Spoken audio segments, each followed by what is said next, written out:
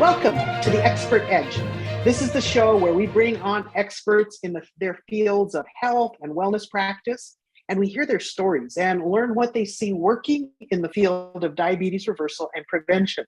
So I'm happy to introduce today's expert, Lewis Bertus. Thank you for being here with us. My pleasure. My pleasure. Yeah. You know, even before Lewis started his physician associate career in 2017, he's loved teaching the power of healthy lifestyle choices. And he knew that medications could only go so far. And he's also seen the effect that healthy choices have on unlocking the power of the healthy lifestyle to reverse this really debilitating disease. And his lifelong goal as a coach is to help anyone that's suffering from diabetes to find the freedom and longevity that can come from reversing this illness for good. So, Lewis, tell us a little bit about how did you get started being interested in lifestyle and health and its impact on health? Well, I definitely have to say my origins definitely come from how being raised in the Seventh-day Adventist faith. Been Seventh-day Adventist all my life, and one thing as a church is we always know the power of healing the body, right? Lifestyle medicine. It's approach that Christ took when he performed his ministry on earth. And me going into choosing a profession, I knew that I was stuck between, being a pastor or being a physician. So I was like, I know I want to help people. I've been impacted with my faith in God has affected my life in so many good ways. I know my greatest role model was a physician, as he was a healer, right? The great physician. So I can go that route. So God led me first to get a theology degree at Southern Adventist University before leading me to get a physician assistant's master's degree right after. So, of course, I got involved as a PA in family medicine because that's where I felt I could be most impactful, and saw right away how much people really need lifestyle approaches to dealing and managing chronic illness. So something I've always been, I can't really put a date on when I've been passionate about health and doing the most good for people, but something that's always been a part of who I am. Yeah. I love that. And, I love how you've combined both the kind of theological, biblical principle background with the whole realm of science and medicine. Absolutely. And I love that you brought that out, because it reminds me, like just last week, I was involved in a program where we were providing to the community like a 1-week intensive around healthy lifestyle. And we were including both spiritual aspects of counseling and physical aspects. We had a nutritionist, we had several lifestyle coaches, we had several ministers that are very interested in health, and we also had counselors, and it was like just this great team. And I found that people that were able to go through these different services and have these different kinds of inputs really experience transformation even in the short period of a week. And they walked away with like a whole new mindset about how they were going to take care of their health, how they were going to, face their personal challenges going forward. And it was very inspiring. And so I love how you're bringing that together yourself in your own practice because of your background and your training. So that's very unique. And I think it's super valuable and can provide some really effective support for people. Yeah. And I should definitely add that my wife sparked the diabetes approach because, she had diabetes 8 years, seeing her go through all the medications, not really working. And so she was like my first guinea pig to try out this low fat, whole food, plant-based approach. And once you understand the science behind it, it makes sense. Seeing it work with her is what started the business. Yeah. Yeah. I love that. So you actually experienced it first, and it's like, oh, this works and more people need to know about it. And I think that's awesome. Yeah. So tell me a little bit more about, what did you learn about this connection between fat and insulin resistance? Can you explain that to us just a little bit? Most of us are told that what causes diabetes is carbs, right? Sugar. Sugar's a problem, and it makes sense to be the culprit because when you check your blood sugar level, right, it's high. So it must be sugar that cause the high blood sugar. But that if you look at the past century of science, it's actually very inaccurate to blame sugar. The cause of type 2 diabetes is saturated fat, specifically the fat that is trapped or in excess in our muscle and liver and pancreas. Whenever you reverse that, excess fat, your body becomes sensitive to insulin, the key that unlocks the door to let blood sugar in. And that's what we experience within weeks. When you go on a low-fat diet, you can now see that your tolerance for carbohydrates goes up. You could eat a bowl of fruit for breakfast and have normal blood sugar levels. To me, that's a real cure. That's real treatment. Yeah. Yes. And I love that you brought up that example, because most people are just horrified to think of eating a whole bowl of fruit and not seeing a terrific spike in their blood sugars. So that is a really good benchmark for knowing how insulin sensitive you are. It's like, what happens when you eat, 3 servings of fruit? Are you still able to maintain good blood sugars or not? And I really like that, because that's a really objective sort of thing.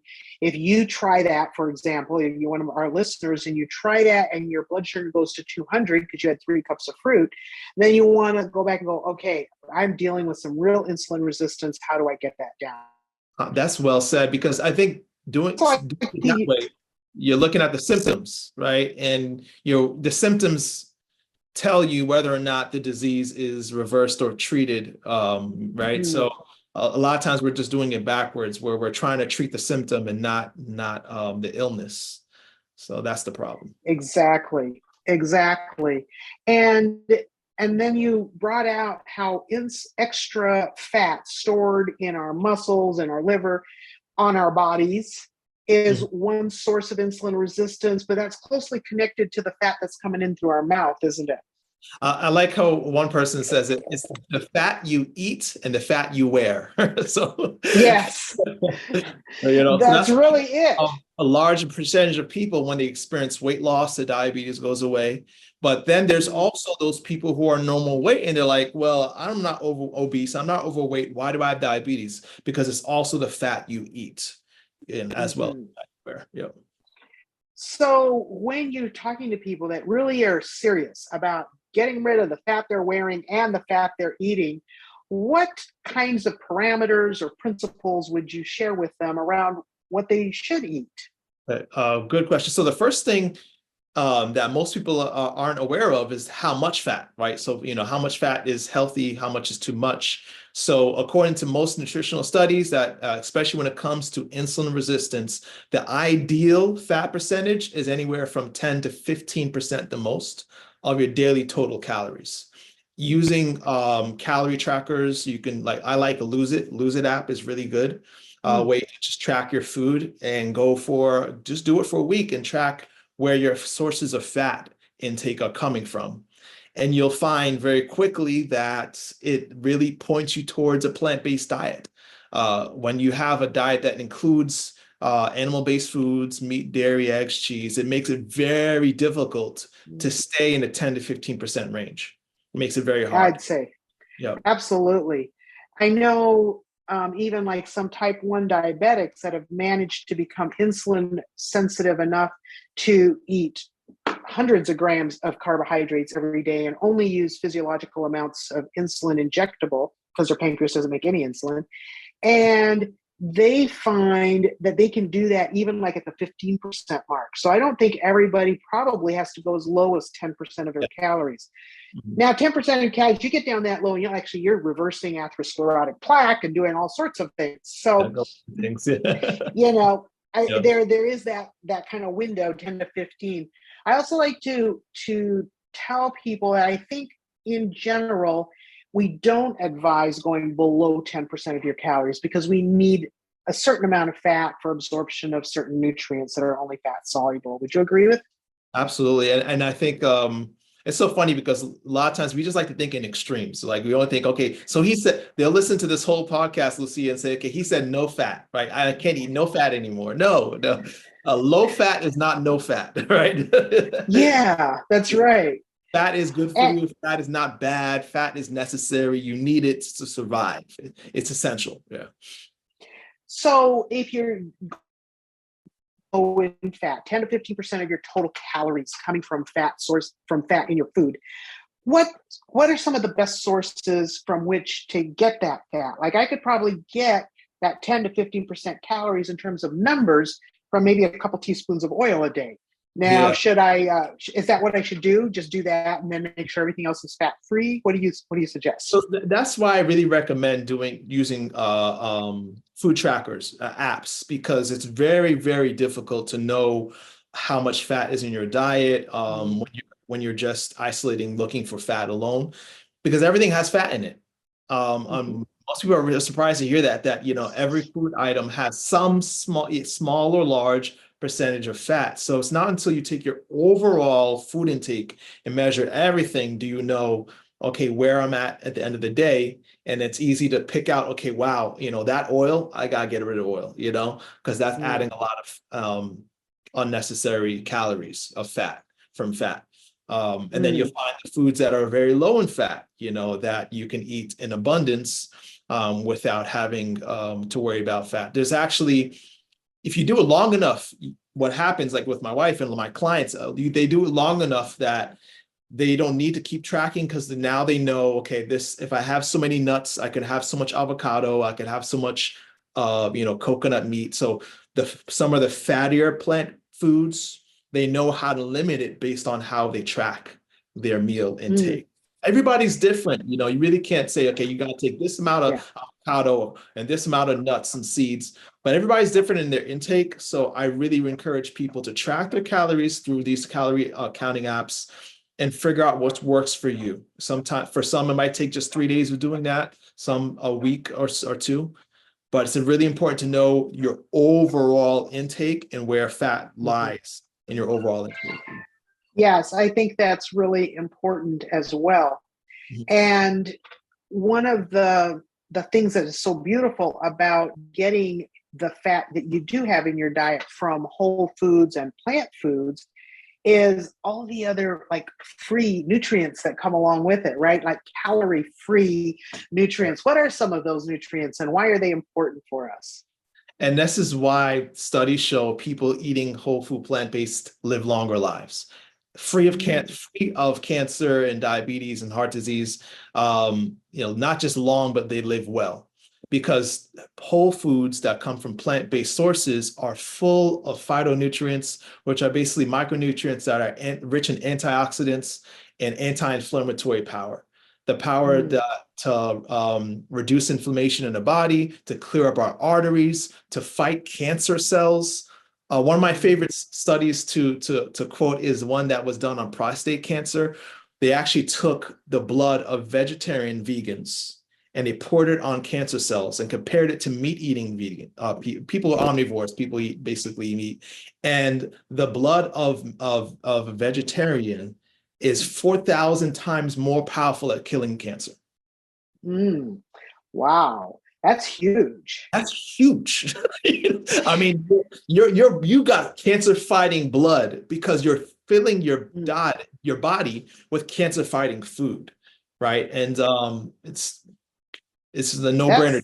Yeah, absolutely. And so what I'm hearing you say is we have phytonutrients, which are nutrients only found in plants, right? Antioxidants, lycopene, beta carotene, some of these you might have heard of. Animal-based foods might have some phytonutrients, but you got to think about where they got them from, right? The only reason some they have is because they ate some plants.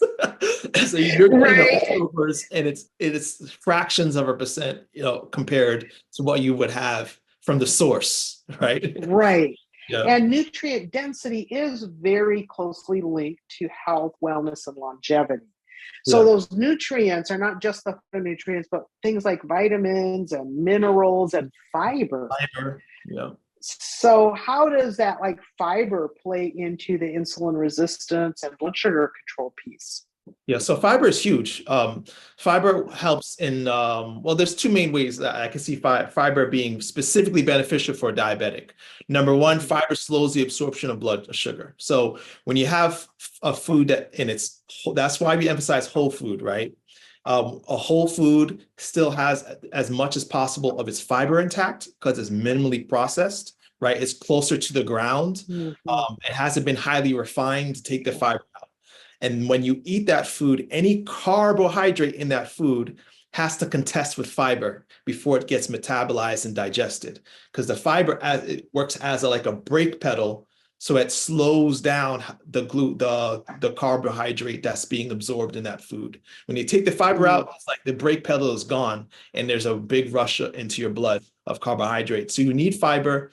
It's a brake pedal to slow down glucose absorption. You have that naturally in complex foods, whole foods.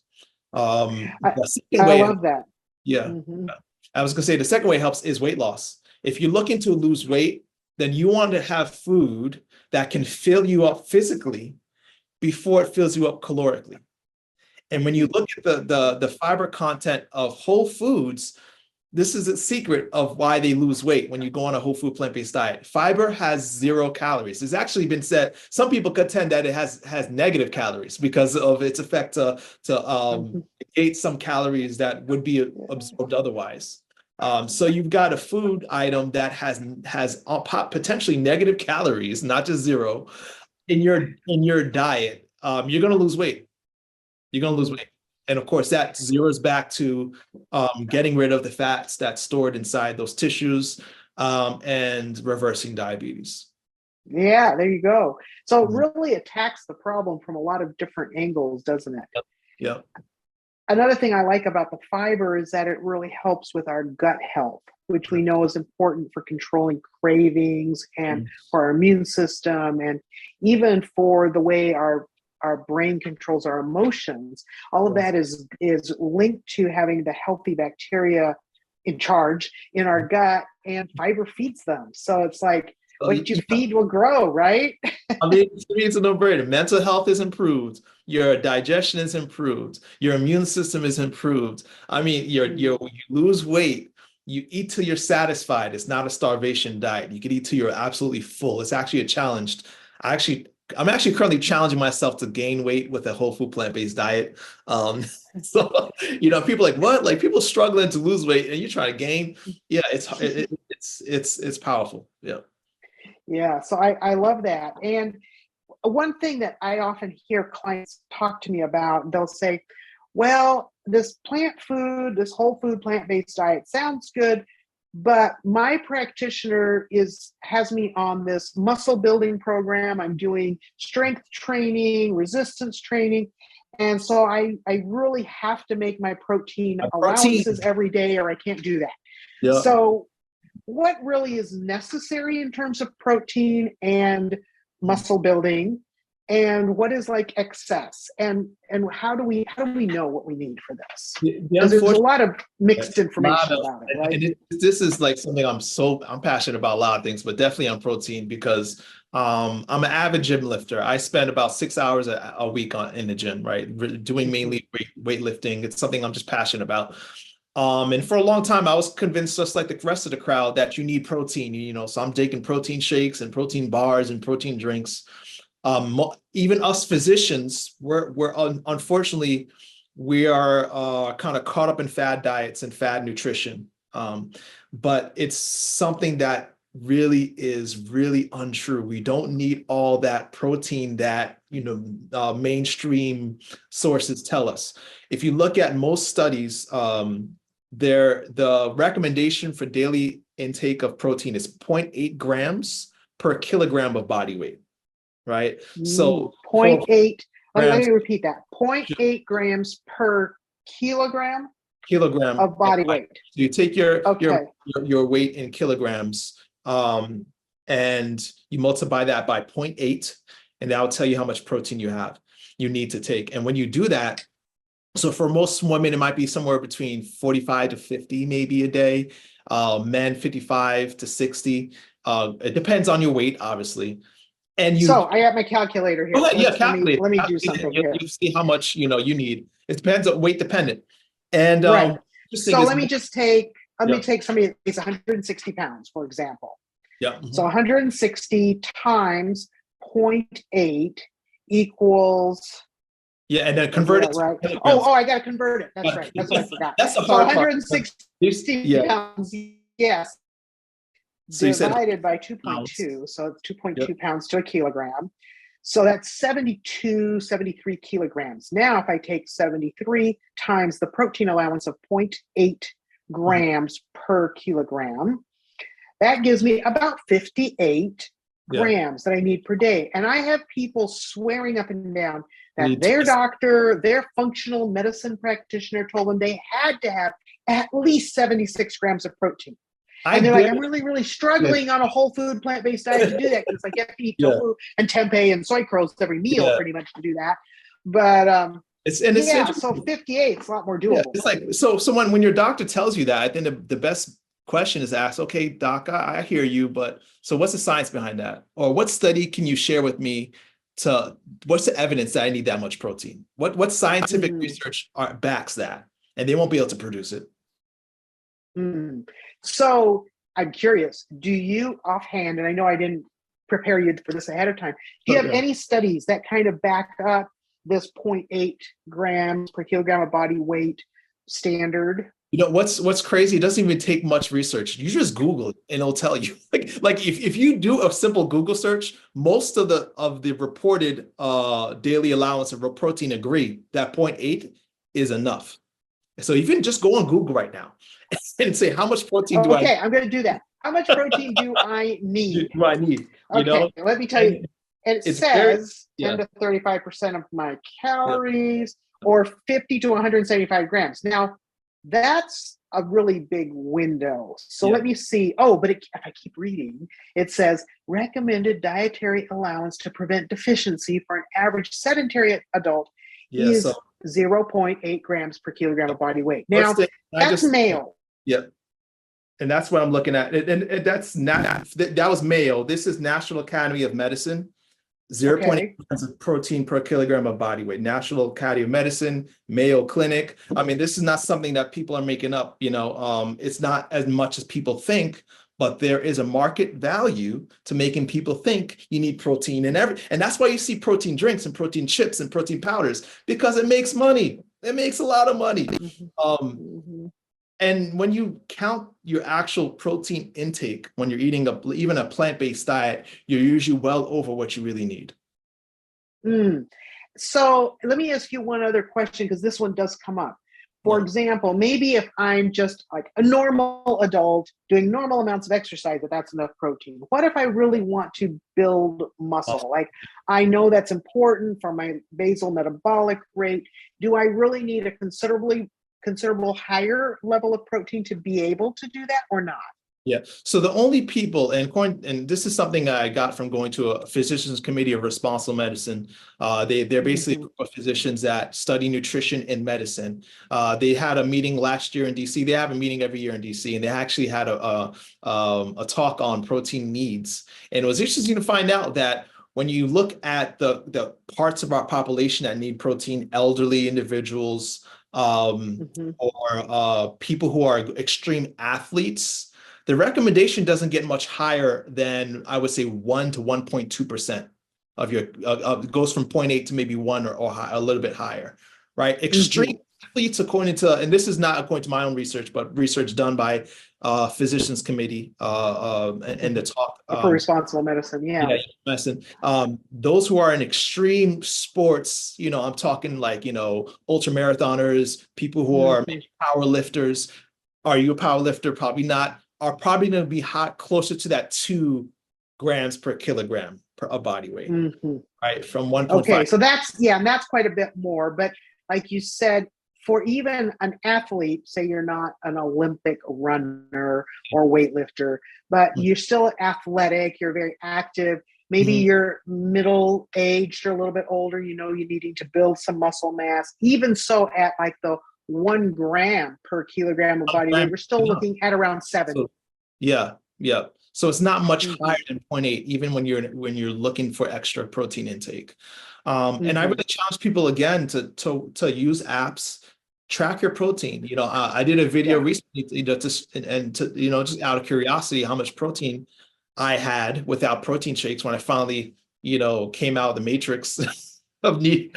And I was surprised I had 120 grams of protein without trying in a day. Oh, Right. wow.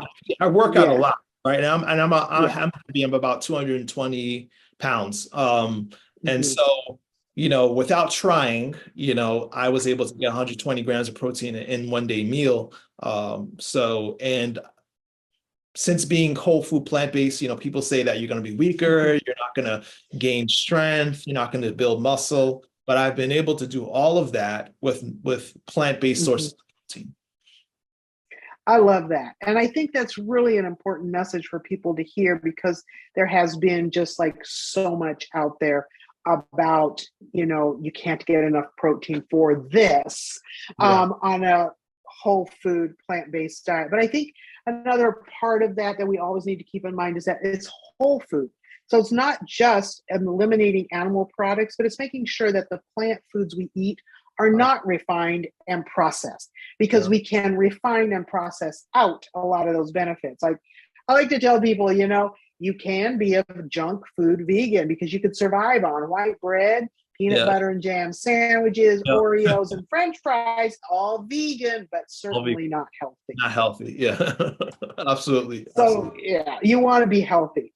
Mhm. And before we close here, I just wanted to spend a few minutes as we think about maybe this means I have to make some changes. Maybe I'm needing to move away from away from animal products and include more plant products in my diet. And that's going to require me to make changes on what I put on my plate, what I Yeah. eat. What are Mhm. some of the tips you share with your clients about how to make that process easier or Easy. more effective? So, there's two ways to do it, I find. And so I'm always kind of battle between the two. There's a slow and steady, and there's a go and get it. Okay. So let me talk about the go and get it first. The go and get it has advantage. The go and get it is like I'm going to for the next challenge myself for 2 or 3 weeks and completely change my diet. If I don't like it after 2 or 3 weeks, I go back to what I'm eating. At least then you have an end date. So you give yourself an end date and say, okay, I'm gonna go hard. I'm gonna transition fully and clean up the house, no more animal-based foods, and start transitioning.